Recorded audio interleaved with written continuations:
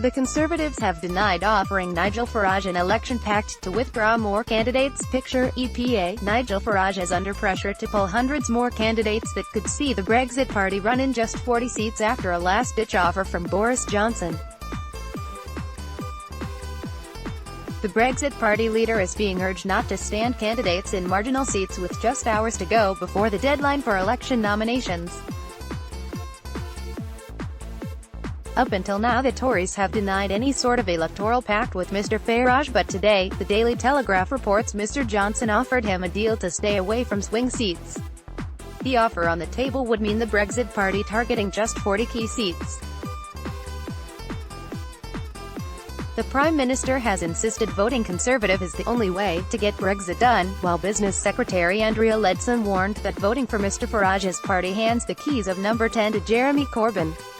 Advertisement. Mr. Farage has said he will field candidates in every Labour-held seat, but Conservatives fear that could hamper Tory efforts to win a majority.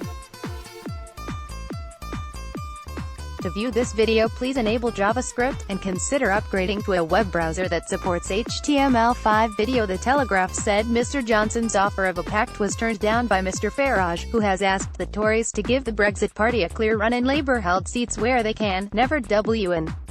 But a Tory source denied any deal was suggested, adding, "We don't do electoral pacts, as we have been very clear on," and a Brexit Party source said, "At every election, the Tories have upwards of 100 paper candidates."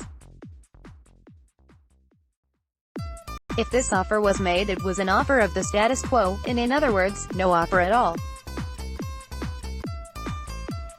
It looks like an attempt to portray the Brexit Party and Nigel Farage as unreasonable, despite the huge concessions that we have made both on a policy and on the unilateral decision not to stand in the 317 Tory-held seats.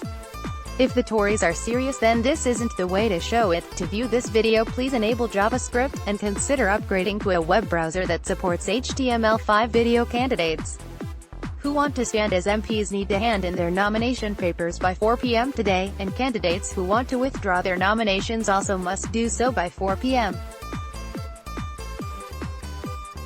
Advertisement.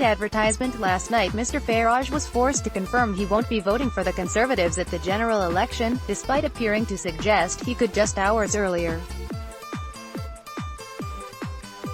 In what would have been an unprecedented move by a party leader, the Brexit Party boss hinted he could back Boris Johnson's party, saying he wanted to see the Conservative manifesto before deciding who to vote for. But he later tweeted, "No, given the way the Conservative Party have behaved this week, I could not vote for them." The former UKIP leader this week stood down candidates in all 317 constituencies won by the Tories in 2017 as part of what he branded a Leave Alliance. The decision means supporters living in almost half the UK's seats will not be able to vote for a Brexit Party candidate on polling day. It has also caused outrage from some party members, who labelled him a traitor. Boris Johnson says a vote for any other opposition party is a vote for the Labour Party. Picture, Reuters. Meanwhile, a new poll suggests the Tories are in the lead with 40%, while Labour is on 30% ahead of next month's election. The voting intention poll for The Telegraph, which involved 2022 adults on November 11 and 12, put the Lib Dems on 16% and the Brexit Party on 7%. And European Council President Donald Tusk waded into the election campaign and appeared to back the PM's Remain opponents by advising campaigners not to give up on stopping Brexit. In a speech, Mr. Tusk said, "The UK election takes place in 1 month. Can things still be turned around?" Hannah